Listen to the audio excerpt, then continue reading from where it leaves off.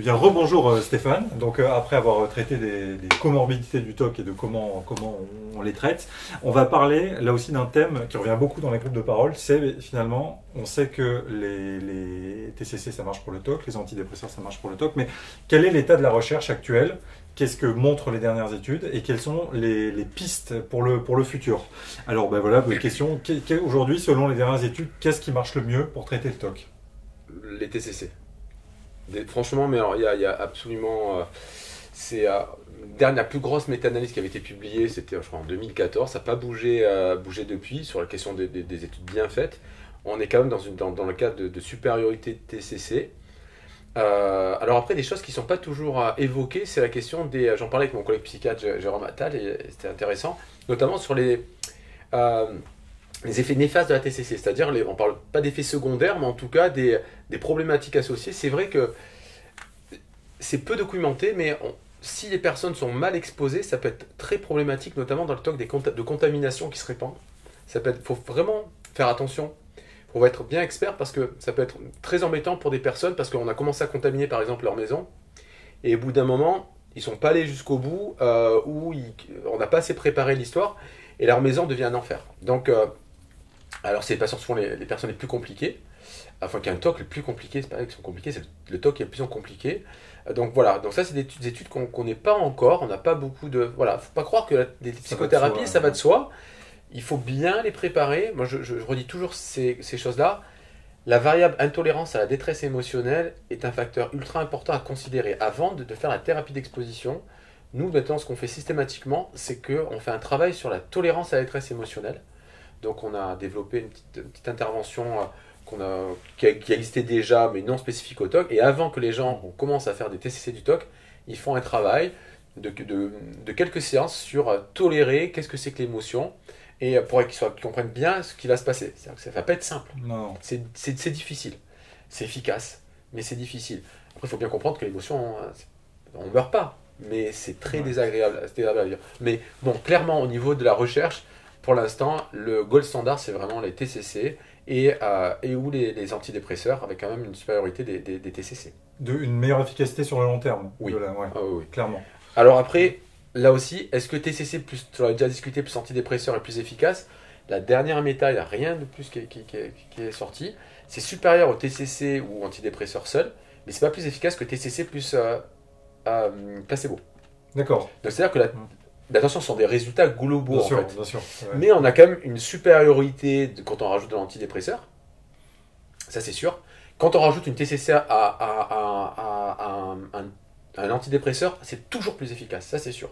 Par contre, enfin toujours, très largement. Par contre, rajouter un antidépresseur, des fois, on a un effet placebo, mais c'est pas rien un effet placebo. Mais attention, ce sont des effets de moyenne. Donc il faut faire des fois des essais comparatifs qui n'existent pas. Il est clair et net que certains patients bénéficient énormément de l'ajout des deux. Bon, c'est important de le dire. Et du coup, une fois qu'on a dit ça, là aussi, il y a beaucoup de gens qui nous interrogent sur des choses dont on parle de plus en plus et je voudrais qu'on en parle. Ouais.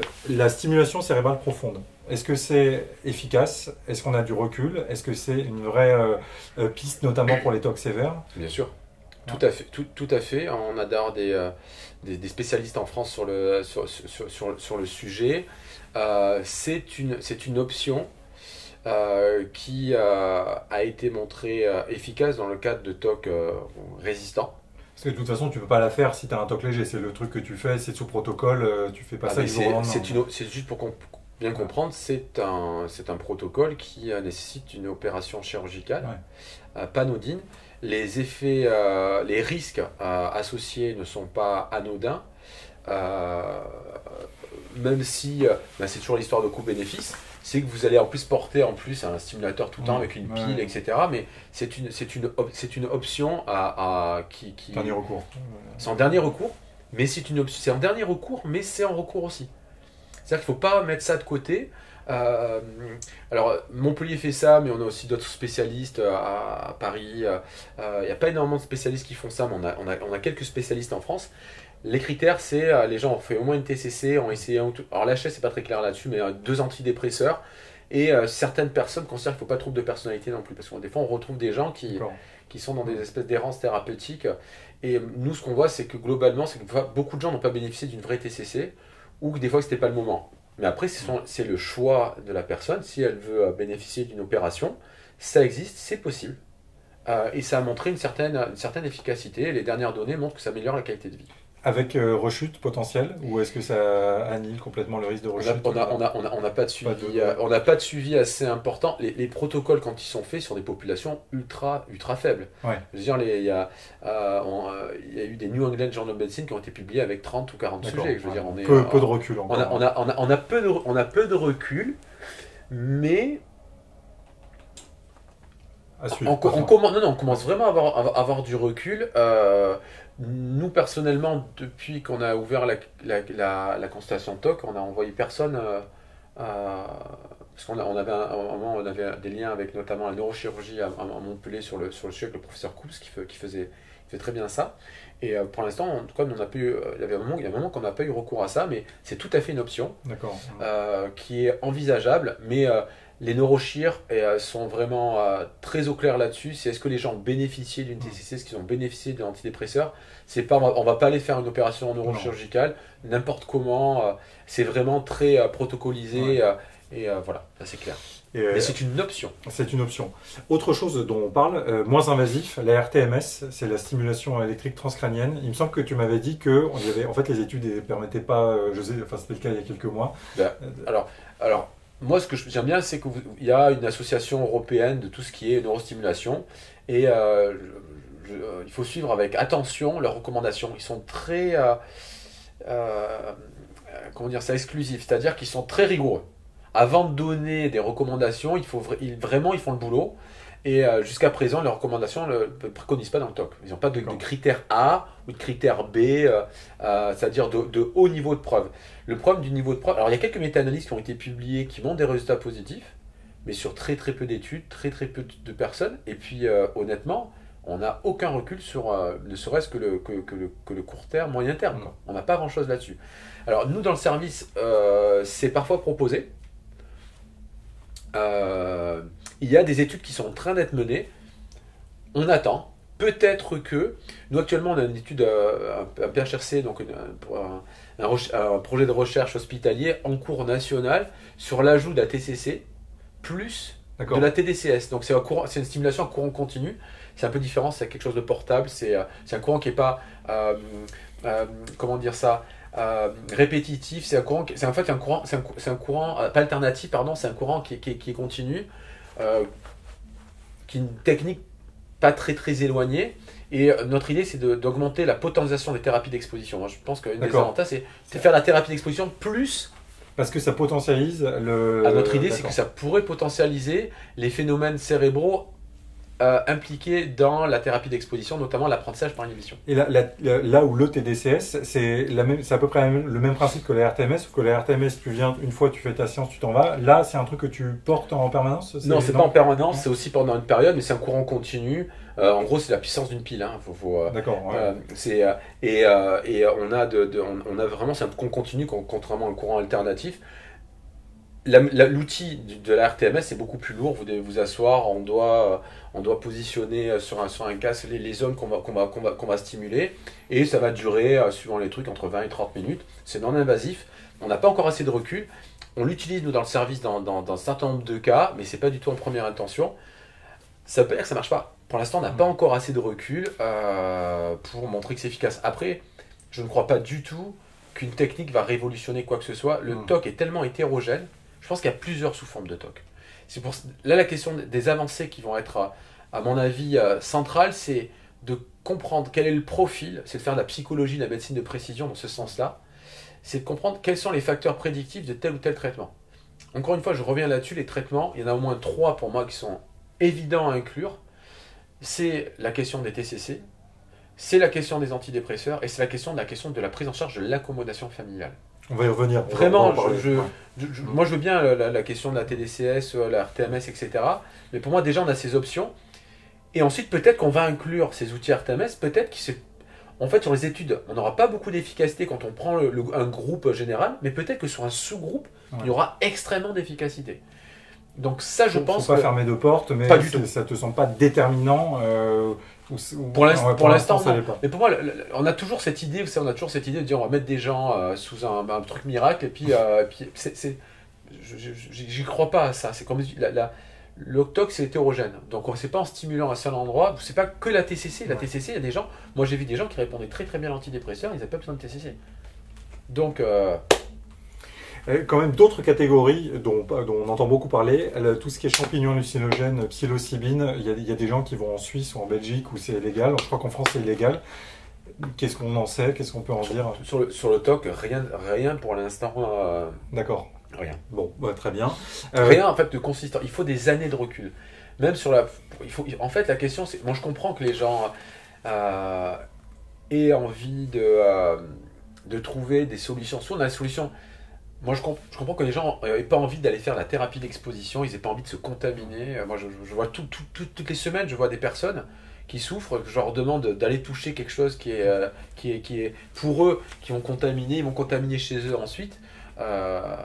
Sauf que c'est des biais cognitifs, c'est pas vrai. Ils vont pouvoir tolérer, il n'y a pas de contamination de la maison, ils vont pas attraper de maladie, et puis même s'ils attrapent une maladie, elle ne sera pas bien grave. Mais ça, c'est le cerveau. Évidemment, c'est Monsieur Toc qui raconte plein de choses. Et c'est vrai que je sais que ça peut être très compliqué. Et ils font souvent le pari. C'est pour ça que la prise en charge, ce qui est central, c'est la confiance. La confiance que les gens ont avec le thérapeute. La fameuse alliance thérapeutique. Centrale, c'est que moi je leur dis, vous imaginez ce que je fais faire. Mais moi, je imagine, qu'est-ce que c'est dur. Faites-moi confiance. On va y arriver. Donc voilà, sur ces nouveaux traitements, c'est très bien. J'espère qu'il va y avoir des nouveaux traitements en plus qui vont combler les manques actuels. Mais pour l'instant, prudence. Et je n'ai jamais cru beaucoup au traitement miracle où on gobe quelque chose et ça fonctionne. On a cru ça pour les antidépresseurs et on a pensé que Zoloft, ça allait tout résoudre la dépression. Les données montrent, notamment en Angleterre, que les prescriptions ont explosé d'antidépresseurs. Ça a explosé en Angleterre. Donc si ça a explosé, c'est sûr il y a un problème. Donc il n'y a plus personne qui devrait être déprimé si c'est efficace. Donc comment se fait-ce qu'il y a une prescription qui a vraiment augmenté? Alors, il y avait des gens qui ne bénéficiaient pas, en effet, d'un traitement efficace, mais on peut quand même se poser la question de attention aux médicaments et aux psychothérapies miracles. Une thérapie qui revient beaucoup aussi, le MDR, notamment pour les gens qui pensent que leur TOC est lié à un trauma. On constate dans les groupes de parole que globalement, c'est pas très efficace, mais est-ce qu'il y a des études qui montrent le contraire? On a la dernière méta-analyse en dehors de l'MDR, c'était que Pim Kuiper. Pim Kuiper, c'est le plus grand spécialiste, un psychologue clinicien qui est spécialiste des méta-analyses des psychothérapies, c'est le représentant à l'OMS des psychothérapies. Bon, donc c'est le plus gros spécialiste des méta-analyses. Alors, ça pour différencier médicaments, ce qu'il n'y a pas, c'est le plus fort, qui a clairement démontré que le MDR était efficace pour un seul truc, et encore moins que la thérapie d'exposition. Bon, ça se discute. Pour les traumas type 1, c'est les traumas uniques. Il n'y a aucune preuve d'efficacité sur quels que soient les troubles anxieux, etc. Donc là, on assiste. Alors, pas pour rien, le prochain congrès à FTCC, on a invité Olivier Daudier, qui est un spécialiste de tout ce qui est dissociation, d'amnésie dissociative, notamment de tous les troubles dissociatifs, vous savez, les personnalités multiples, etc., qui est très débattu dans la littérature scientifique, notamment cette idée un petit peu que les gens oublient et qu'en psychothérapie, d'un coup on se rappelle qu'on a été agressé, etc. Alors là, c'est vraiment un scandale, très clairement ce que je dis, c'est-à-dire que ce qu'on assiste actuellement, c'est un retour de ce que disaient Breuer et Freud dans les années en 1890, c'est-à-dire l'hypothèse du trauma et de l'abréaction, c'est-à-dire au fond de tout trouble, quel qu'il soit, anxieux, TOC, il y aurait un trauma que les personnes ont oublié et il faudrait avec l'hypnose ou avec certaines techniques refaire revivre pour que ça, hop, abréaction, ça disparaisse. Les données ne montrent pas du tout ça et on a beaucoup de psychothérapeutes d'obédience, pas du tout TCC, mais qui trouvent là un nouveau marché très lucratif avec une formation plus ou moins longue, plus ou moins courte, et de dire, pop, je fais le MDR. Évidemment, ils vont toujours trouver, avec l'hypothèse toujours, vous avez un trauma. Vous savez, ce que je disais tout à l'heure en cours, c'est dans leur approche, tout patient est un traumatisé qui s'ignore, un peu comme Dr Knox, si vous voyez ce que je veux dire. Donc, et ce qui est problématique, c'est que le MDR marche très clairement, mais sur des traumas de type 1, mais absolument pas sur du TOC. Après, on ne peut pas empêcher les gens d'essayer encore une fois, vraiment on est là dans la question, pour moi, qui est un évitement de la détresse émotionnelle. Trouver une thérapie miracle qui vous enlèverait de vos problématiques. Je comprends cette position-là. Je comprends que les gens cherchent ça. J'ai du mal à comprendre que des gens qui... Mais ça, c'est le problème comment dire ça, de la protection des usagers et de l'usage des psychothérapies qui est très peu encadré en France. Bon, en tout cas, le message est clair. Dernière chose... Il n'y a aucune donnée scientifique, aucune, même pas probante, qui montre qu'il y a une efficacité, quelle que soit de l'EMDR pour le TOC. L'hypnose, j'imagine, pareil. Bon. L'acte, donc troisième vague. Alors là, peut-être aussi, quand on avait préparé, tu avais dit quelque chose d'intéressant. Est-ce que l'acte en soi aide le TOC?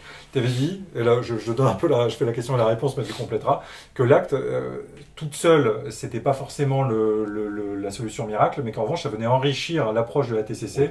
Et est-ce que tu peux développer l'acte, peut-être dire en gros ce que c'est la thérapie d'acceptation? Alors, c'est ce qu'on appelle les thérapies de troisième vague, donc c'est-à-dire les thérapies qui, quand les gens comprennent, parce que beaucoup de gens pratiquent de l'acte et ils ne comprennent pas toujours ce que c'est, parce que les gens utilisent des fois des psychothérapies, un petit peu comme disait mon ancien directeur de thèse, ami et maître Marcel Van der Linden, un peu comme une valise et un doudou. Ils arrivaient avec leur valise toute faite et puis d'un coup on va faire la thérapie, on place ça à tout le monde, maintenant c'est la mindfulness, donc les gens se forment 2 jours ou 3 jours et puis ils balancent n'importe comment.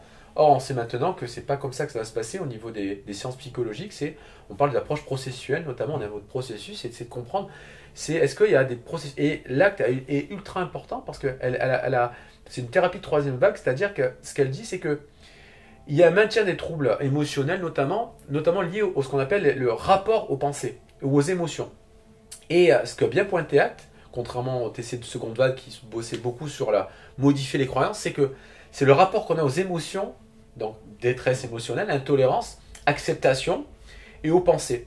Donc très clairement, ils ont vraiment apporté des choses complémentaires. Donc ça n'a aucun sens pour un vrai spécialiste d'acte et spécialiste que sont Hoffman ou Ace, qui a inventé le terme troisième vague, de dire c'est une thérapie en dehors de la TCC de première et seconde vague. Ça n'a aucun sens. Il ne faut pas les opposer, quoi. Pas du tout, c'est complémentaire et c'est vrai que ça a apporté beaucoup. Nous, notamment dans la question des TOC mentaux, notamment des TOC automatiques, aussi des TOC qui au bout d'un moment se développent des TOC qui deviennent très automatiques.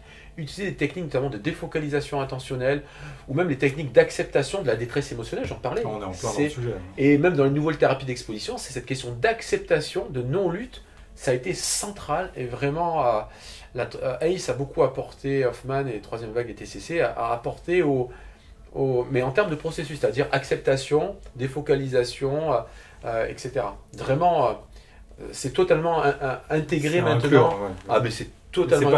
C'est pas isolé des TCC. Vous ne faites pas de l'acte simplement. La base, c'est la thérapie d'exposition et prévention de la réponse. À un moment donné, désolé, il va quand même falloir exposer les gens, il va falloir qu'ils diminuent leur compulsion. Parce que plus elles sont longues, plus elles sont devenues des apprentissages, donc plus c'est un peu long à enlever. Un peu peut-être pour des TOC émergents très courts, qui sont des fois des modes de régulation émotionnelle répétitifs. Oui, je m'arrête tout de suite, je veux m'arrêter parce que c'est pas très long, ça fait 1 an que ça évolue. Je pense que c'est tout à fait possible. Mais sinon, pour l'instant, on a mais en tout cas, c'est un ajout ultra important, donc ça s'oppose pas, ça se complète. C'est bien de le dire. Alors, quand on a dit ça, pour toi, aujourd'hui, quels sont les enjeux de la prise en charge du TOC? Alors, dans la précédente vidéo, tu avais dit, on sait qu'aujourd'hui, les traitements, ils existent, ils marchent. C'est c'est l'accès. Ce que je disais, c'est la question de l'accès. Moi, je déplore, en tout cas, on a eu des centres experts qui ont été développés, avec notamment grâce à la Fondation fondamentale, très clair, un gros travail de Mario Boyer sur notamment la question des centres experts schizophrénie bipolaire, moi je trouve qu'ils ont apporté énormément. Alors je regrette un peu qu'il n'y ait pas assez de centres centrés sur la prise en charge, mais ceci est une autre histoire, parce que notamment des prises en charge non médicamenteuses, et non simplement, parce que tu parles de médecine de précision, je crois que maintenant on est dans la psychologie, même dans son approche de santé globale. Je crois que le plus gros problème actuellement, et à Montpellier on a monté l'Institut de santé globale avec l'université Paul Valéry notamment, où ce qui est central c'est la question d'inégalité d'accès. Donc c'est-à-dire que les thérapies existent, mais le problème c'est l'accès aux soins. C'est vraiment l'accès aux soins. Je pense que le problème c'est pas trouver des thérapies innovantes, c'est déjà de donner accès à la population hors des grandes villes, les gens de la périphérie, hein, comme dit Patrick Gully, les gens de la périphérie, là, les gens des fois de la périphérie, même enfermés dans les quartiers défavorisés, dans la campagne, ces gens-là n'ont pas accès. Si vous n'êtes pas à Montpellier, si vous n'êtes pas à Paris, encore je ne sais pas cette consultation de TOC spécialisée, c'est très compliqué. Le problème, c'est celui-là. C'est pas de nouvelles méthodologies, ça c'est super pour publier dans les grands journaux. En termes de santé publique, c'est de donner accès aux soins qui sont efficaces et qui existent. Et justement, tu avais parlé aussi avec l'exemple de Montpellier d'une réforme que tu souhaites des CMP. Et alors, est-ce que tu peux nous en dire plus? Qu'est-ce qu'il faut, si tu avais une baguette magique, qu'est-ce que tu ferais? Une réforme, je ne me permettrai pas, parce que c'est des problèmes qui en tout cas, qui me dépassent. Non, mais en tout cas, c'est la question de l'accès aux psychothérapes beaucoup plus simple. Alors, le gouvernement a fait un pas en avant, notamment avec le fait de remboursement des psychologues. Alors, qui va être augmenté, là, à 12, il va passer de 8 à 12. Voilà. Le seul problème que je déplore très clairement, encore une fois, c'est toujours pareil, c'est en Angleterre, ils n'ont pas posé de problème, c'est quelles sont les thérapies efficaces. Et je suis désolé, les thérapies efficaces dans le cas du TOC, ce sont des thérapies très spécifiques, et là on rembourse toutes les psychothérapies, donc on va rembourser des gens qui font n'importe quoi. Et ça, c'est ce que je déplore. C'est l'encadrement très clair, et encore une fois, je sais que dans des instances décisionnelles, les gens regardaient les méta-analyses en disant oui, mais toutes les thérapies se valent, les psychothérapies, c'est pas vrai. C'est pas vrai. C'est pas vrai du tout. Il faut regarder ce qu'il y a à l'intérieur des psychothérapies. Il faut regarder quel type de psychothérapie. La psychodynamique américaine, c'est pas la psychodynamique française, ça n'a rien à voir. Ça n'a rien à voir. Et surtout dans le cas du TOC, vraiment, c'est là où il y a le plus d'écart. C'est clairement les thérapies comportementales et cognitives et bien faites, ce qui n'est pas toujours le cas. Et je sais que notamment la FTCC a pour ambition aussi de développer des modules de spécialité, de formation. On en avait parlé, et puis ça s'est un peu bloqué. Hein. On est tous les deux, puisque tu étais impliqué là-dedans. Ouais, j'espère que... J'ai pas eu... on attend, parce que on était en même temps. Hein. Donc on espère, notamment avec Alexandre de Connor, pour faire un module spécialisé, à mon avis, de peut-être 2-3 jours au moins, qui semblerait vraiment... Critères de label. Vous avez fait ces 3 jours, vous êtes labellisé, et d'autres associations d'ailleurs, pas de souci, mais on pourrait se mettre tous d'accord. Mais voilà, moi pour le problème, c'est vraiment ça, c'est l'accès aux soins des thérapies efficaces. Il y avait des points que tu avais mentionnés qui me paraissaient très intéressants. On va aller assez rapidement, mais c'était développer une véritable approche du rétablissement. Tu disais ça, c'est quelque chose qui manque. Est-ce que tu avais dit que voilà, un patient qui a des TOC très sévères, il est plus connecté à sa vie? Alors là. Et ça, je trouvais que c'est une idée qui était très forte. Alors ça, c'est une expérience qu'on fait à Montpellier. Alors, je vais donner un exemple très simple, c'est qu'il y a des cliniques dont je ne veux pas nommer parce que c'est pas du tout une critique, c'est qui ont été faites, et en fait on hospitalise des gens qui ont des TOC, on connaît. Le seul problème, c'est qu'on sait qu'une partie des gens qui ont des TOC n'ont pas des TOC en dehors de leur domicile, par exemple. Et en fait, quand ils les hospitalisent, ils n'ont plus beaucoup de TOC, et quand ils reviennent, tout repart. Parce que c'est localisé au domicile dans certains endroits. Et il y a aussi d'autres personnes, c'est pas qu'une question de thérapie, c'est qu'ils ont tellement eu des TOC sévères qui ont été coupés. Nous, on a ça actuellement. Et ce qu'on a mis en place avec les 2 unités de rétablissement, donc au Haut-de-Massane à Montpellier et avec le C2R, que dirige maintenant Alexandre de Connor, il est responsable du C2R, c'est la première fois qu'un psychologue est responsable d'une unité à l'hôpital d'aussi grande importance, grâce au travail de Nico Rinto et compagnie, et de Natacha Zaini, etc., enfin, de toute l'équipe.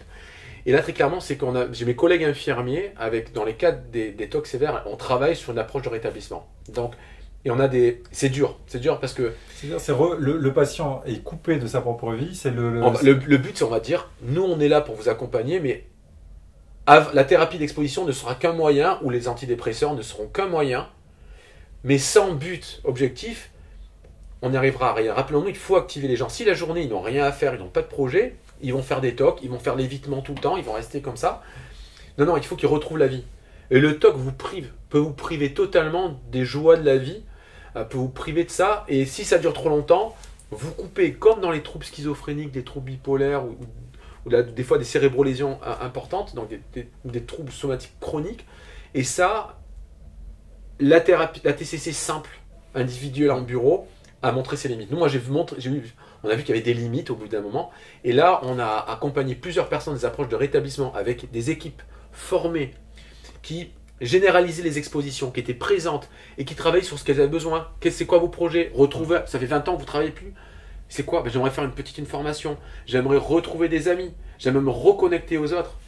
Mais ça, la TCC du TOC, elle ne le fait pas. Et on a besoin de ça. Et quand on améliore ça, on voit qu'on peut la faire, la TCC du TOC. Ça motive en fait, ça donne ça active pour prendre ça, exactement, ça fait baisser la dépression. Les gens, et puis aussi, ils ont un but. Il faut être en dissonance cognitive. Vous avez Monsieur TOC qui vous dit attention, le monde est dangereux, arrête, vérifie.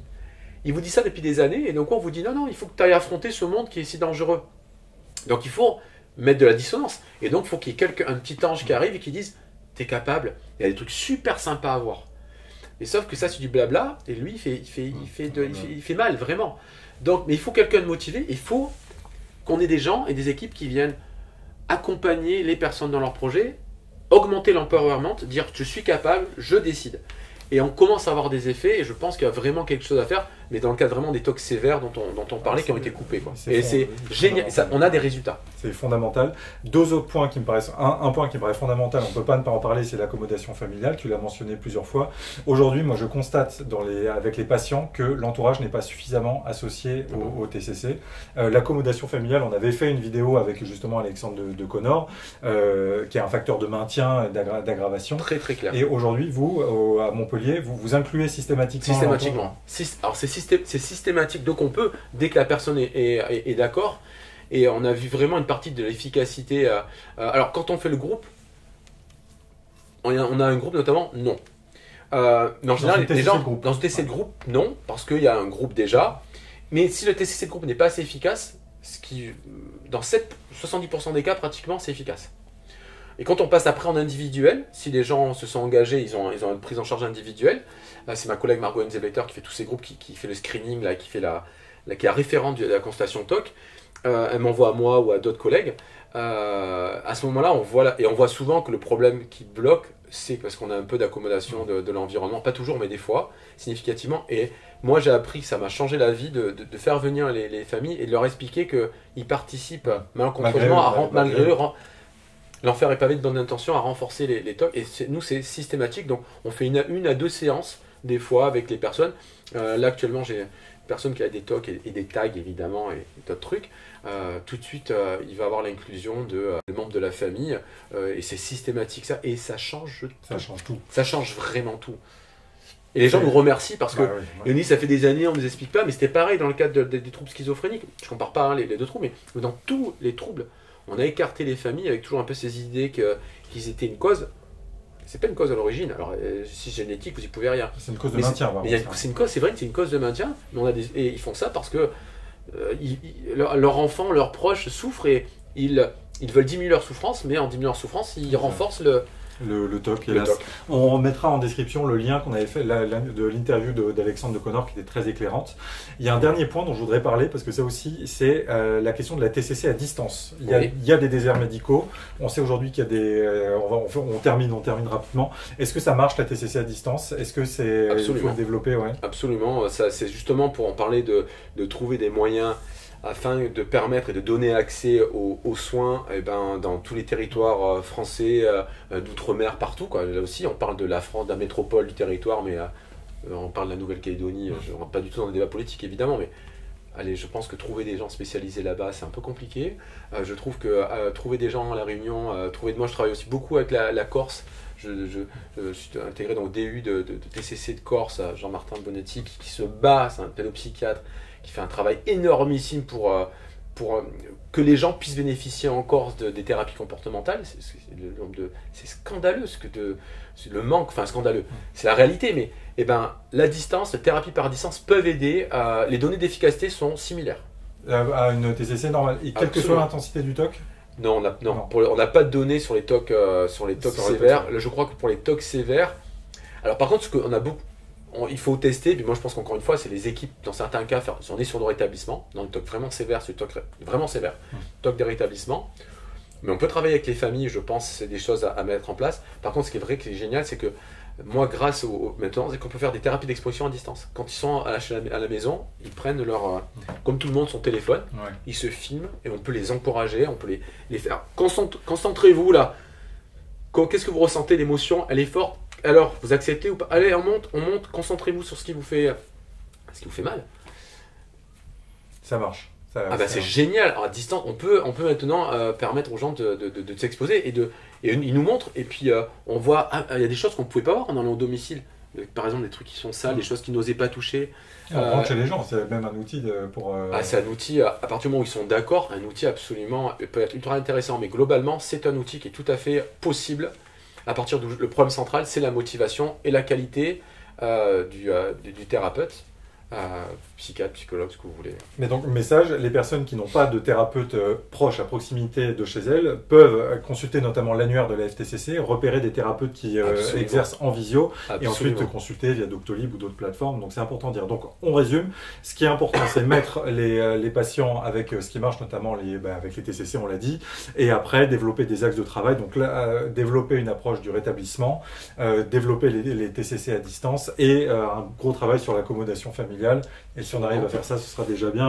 Et un bon usage du traitement médicamenteux, c'est-à-dire qu'on a des fois des gens qui prennent pas des traitements médicamenteux ou des fois des fois c'est un peu trop ou pas assez. Non, alors attention, dans le talk souvent des fois les gens donnent pas des doses efficaces. On peut monter vraiment assez haut sans effet secondaire comme ailleurs.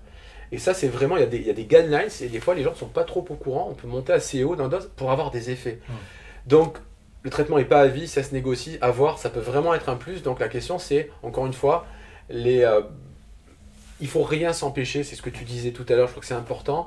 Moi je dis courage, vraiment, il y a de l'espoir. Il y a des thérapies pharmaco et non pharmaco, notamment TCC, qui fonctionnent. La question c'est évidemment l'usage des deux, une analyse fonctionnelle, confiance, et des praticiens formés. Donc moi j'espère surtout qu'on forme aussi des médecins et des psychologues mieux à la question du TOC. Espérons. Merci beaucoup Stéphane d'avoir pris sur ton temps pour répondre à des questions. Avec toi, impeccable. C'est sûr, il n'y a pas de souci. Merci à la TCC et à bientôt pour le congrès. Tu nous as fait un beau teasing là. Merci Stéphane.